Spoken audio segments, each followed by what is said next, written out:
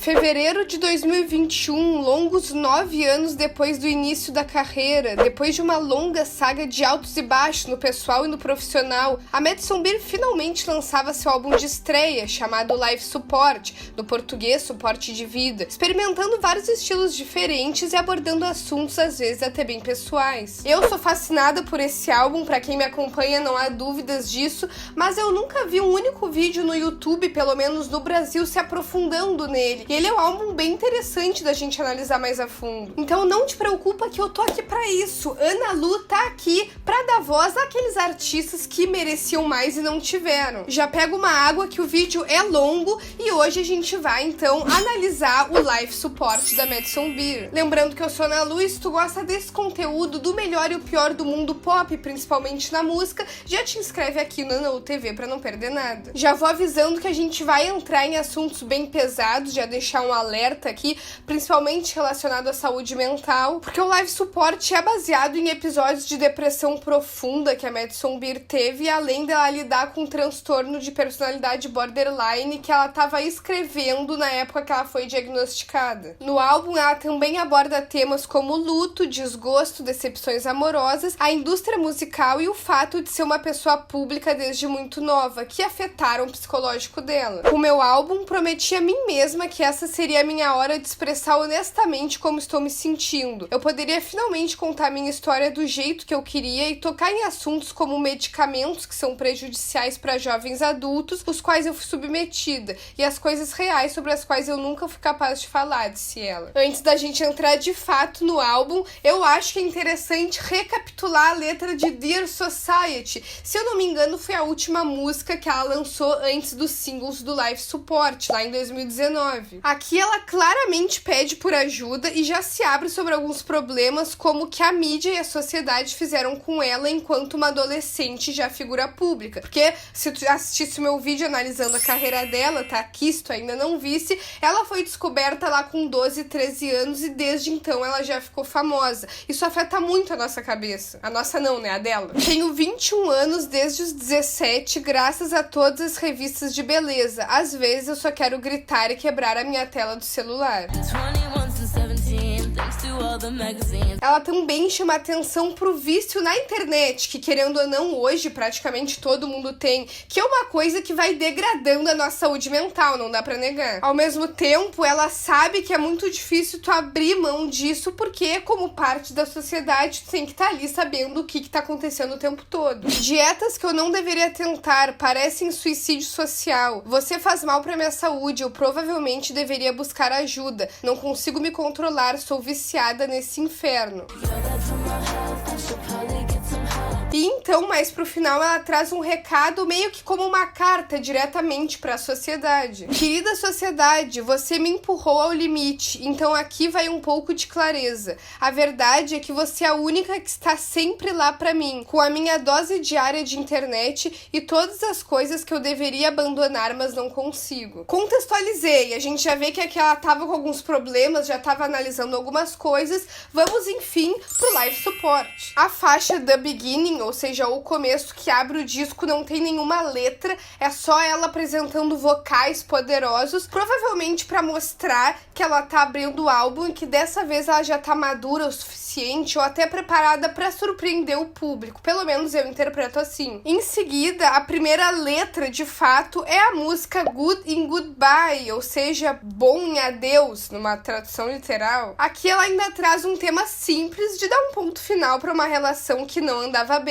Segundo ela, é sobre cortar laços com pessoas tóxicas que, por mais difícil que possa parecer, é sempre o melhor a se fazer. O interessante aqui é que ela faz um jogo de palavras com um significado que não dá pra entender no português, porque são outras palavras, mas eu vou tentar explicar. You put the over in lover, put the ex in ex, ou seja, você põe o fim no amante, põe o ex em próximo. Ain't no I in trouble, just the you since we met. Não há eu e encrenca, só você desde que nos conhecemos.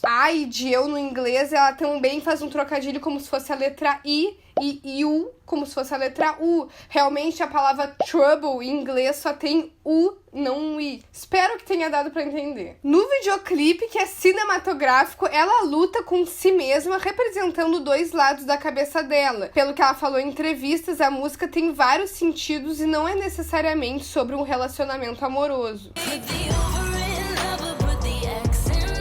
Já em default, ou padrão, nós temos um som pequeno de menos de 2 minutos em que ela conversa com si mesma. É mais em relação à luta contra a ansiedade e até pensamentos suicidas que ela já revelou ter. Respirar é tão difícil pra mim agora. Quando respirar ficou tão difícil sobre o luar. Eu sei que isso deve estar vindo pra mim. Eu juro que eu serei o meu fim. Em alguns trechos ela se refere a essa pessoa que ela tá conversando como você. Tem gente que interpreta como realmente uma conversa com ela mesma e tem gente que interpreta que é pra sociedade num geral. Por exemplo, no verso: você pega cada última gota de mim, eu receio que esta será a minha morte. A gente já sabe que na música Dear Society, que eu citei no início do vídeo, tem uma parte em que ela canta: eu sou um desastre natural, mas mesmo depois de tudo que eu faço, você é que será a minha morte. Meio que falando isso pra sociedade. Aqui pode ser uma referência a essa música e realmente ela tá conversando com as pessoas. Em Follow the White Rabbit, ou Siga o Coelho Branco, ela faz uma referência que pode ser tanto a Alice no País das Maravilhas, em que a Alice segue o coelho branco, vai pra uma toca, pode ser mais o sentido de querer explorar as coisas, quanto em Matrix, que é um dos filmes preferidos da Madison Beer, em que eles também se referem a Alice no País das Maravilhas, falando pra seguir o coelho branco, numa coisa de tu descobrir a verdade sobre a simulação que faz parte da história. Siga o coelho branco. Mas, diferente disso, na música não é nada muito profundo. Acho que ela só quis fazer uma alusão por gostar muito dessas coisas. Aqui é só ela conversando com um interesse amoroso. Diabo em um vestido, vou te amar como eu amo. Siga o coelho branco para ver a verdade. Talvez no sentido de convidar o cara pra se aventurar, né, com elas, explorar coisas novas, algo assim. Depois nós temos Effortlessly, que seria sem esforço, facilmente. É uma das minhas músicas preferidas e é dela também. Aqui ela se abre sobre sentimentos causados pela depressão e pelo borderline, sem filtro e com uma letra bem pesada, mas bem bonita. Ela também explora os vocais e os instrumentos no estúdio. Tu vê que tem meio que um autotune, uma coisa mais robotizada, principalmente no refrão, que deixa a música muito interessante. Eu escrevi Effortlessly antes mesmo de revelar o fato de já ter me automutilado. Eu tava muito nervosa quando escrevi a música, porque eu não tinha certeza, quando fosse lançada, se eu iria falar sobre isso ou não. Isso me assustou e me intimidou muito. Então, eu decidi que iríamos apenas escrever sobre e torci para que eu tivesse falado sobre isso publicamente quando o álbum fosse lançado. Ou eu não diria nada, então essa seria a maneira de começar a falar sobre o assunto, disse ela sobre a música. No refrão ela canta: mas eu sigo desaparecendo, eu não consigo me salvar. Será que eu vou simplesmente afundar?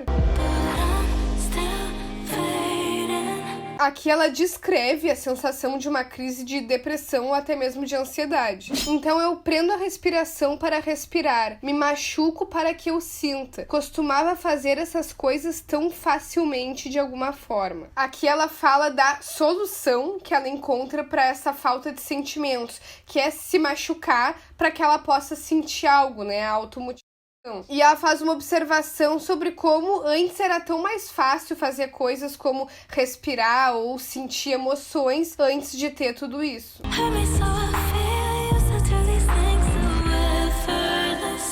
Depois vem Stay Numb and Carry On, ou seja, fico anestesiada e sigo em frente. Essa faixa remete bastante All the Good Girls Go to Hell, da Billie Eilish, pelo menos pra mim, e é sobre um relacionamento que meio que arruinou ela ao ponto de provocar ataques de pânico e dela não sentir as coisas com a mesma intensidade desde então. Fico anestesiada e sigo em frente. Jovem demais para odiar alguém. A verdade é que nunca foi amor, ela canta no refrão. E no pré-refrão ela ressalta: eu me tornei sem emoções, meu coração não consegue evitar perguntar onde está o sentimento.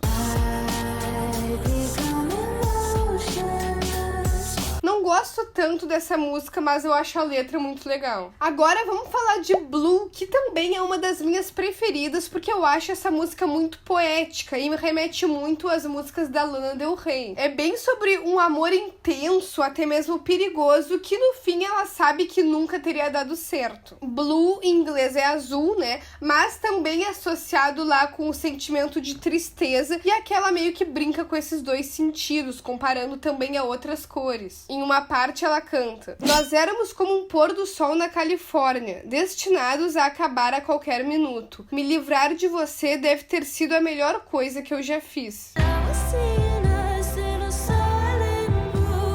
No refrão, dessa vez, ela parece segura de si, uma coisa que a gente não costuma ver muito durante o álbum. Eu sei quando correr, quando a minha maquiagem escorre. Ou seja, quando ela começa a chorar, quando aquilo começa a fazer mal, ela sabe que tá na hora de ir embora.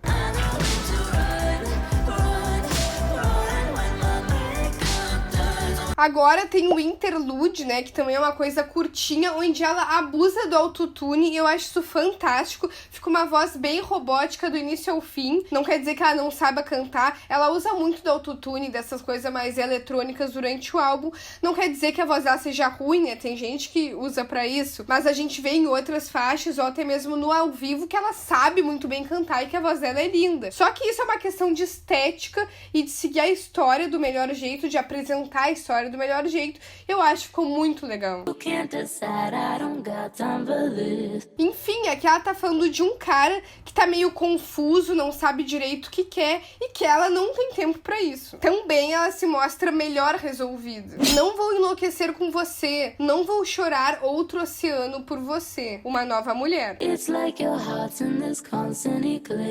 Agora, Homesick também é uma das minhas preferidas, metade do álbum são minhas preferidas, mas aqui também é uma coisa bem pessoal e é uma narrativa bem interessante. Ela canta como se fosse um alien, se sentindo deslocada do resto das pessoas. É uma coisa sobre alienação social e questões de abandono. E ela canta como se os pais dela também fossem aliens e ela queria que eles voltassem pra Terra pra abduzir ela, porque ela sente que o planeta Terra não é o lugar dela, que ela pertence ao espaço, como ela mesma diz. Eu pertenço ao espaço, flutuando com destroços. Algo sobre esse lugar nunca pareceu certo pra mim. Vocês são tão sortudos, olhando todo mundo aqui embaixo, eu sozinha e fingindo nesses after parties. Essas não são as minhas pessoas, não são minha turma, não é o meu planeta. Esses humanos falam a minha língua, ainda assim eu não entendo.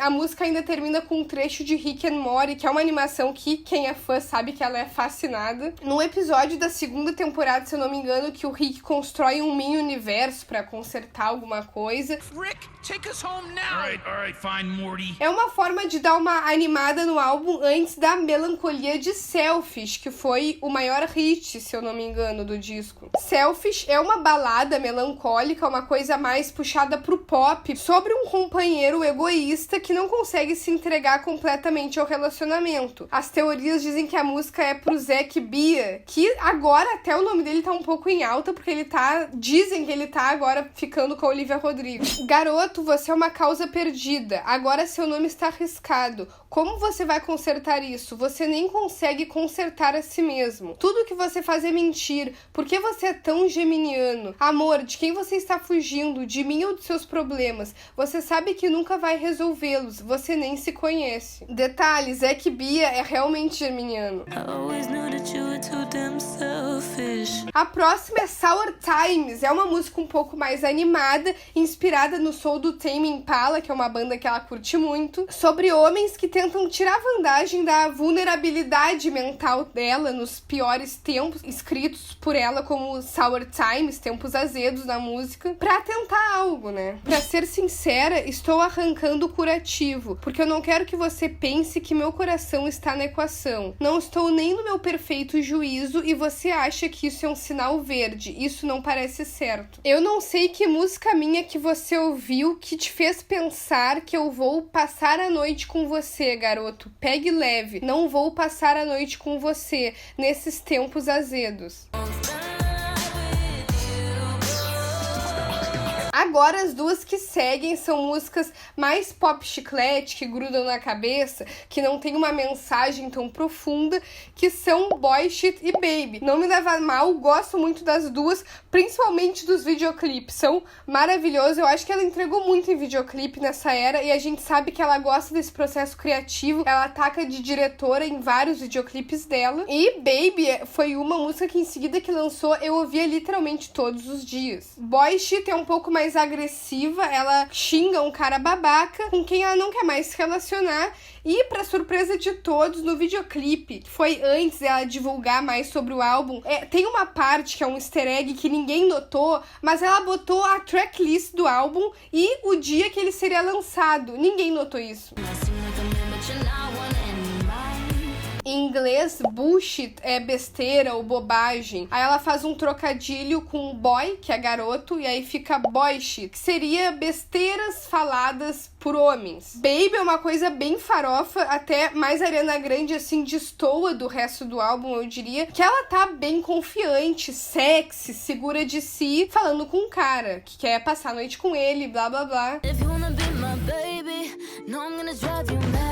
Inclusive, o início do clipe é inspirado no Show de Truman, que é um dos filmes que ela mais gosta. Tu vê que a pessoa acompanha tanto ela que sabe até dos filmes e das séries que ela mais gosta. Passada a euforia de Baby, a gente tem uma mudança bruta, que é Stained Glass, que já é uma coisa até mais psicodélica, bem melancólica, bem sentimental, sobre o julgamento do público, como ela lida com isso, afetando a saúde mental. Você nunca saberá o que eu passei, então você deveria ser um pouco mais gentil comigo. Minha pele é feita de vidro, mas aparentemente é fosco, porque você nota as rachaduras, mas não enxerga através da minha dor. Minha vida é apenas uma memória desbotada do que eu não posso ter, e tudo em minha volta está começando a escurecer. Poético, triste, mas poético, isso que é importante.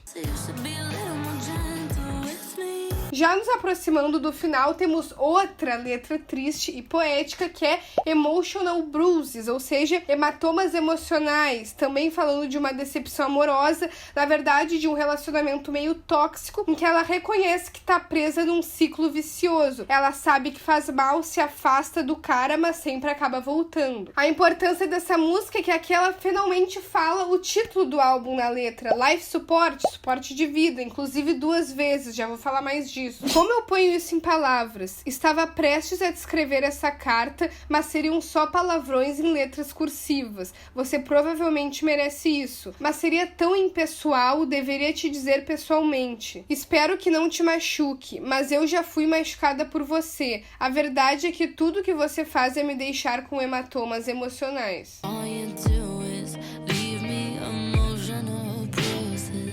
Esse ciclo vicioso está me enlouquecendo. Estou ansiosa, preciso checar minhas vitaminas. Em 1 minuto estou te deixando, no próximo eu te perdoo. E aqui ela menciona de 2 formas, como eu falei, o título do álbum. Da primeira é fazendo a alusão que esse relacionamento foi tão intenso que colocou ela num suporte de vida. E da segunda vez ela diz que não aguenta mais e tá cortando esse suporte de vida, finalmente se libertando. Na última letra, de fato, a gente tem Everything Happens for a Reason, ou seja, tudo acontece por uma razão. É uma balada meio country, com influências dos anos 50 e 60. Começa ironicamente, como se tivesse algo saindo de um conto de fadas. Mas então a gente vê que o sentido da música é o oposto, né? Ela diz, nossa, eu costumava acreditar que tudo acontece por uma razão, mas eu não entendo por que razão eu teria me machucado tanto nesse relacionamento, por que razão tu ia querer me machucar tanto. Essa é a moral da música. No final ainda é uma coisa meio sombria,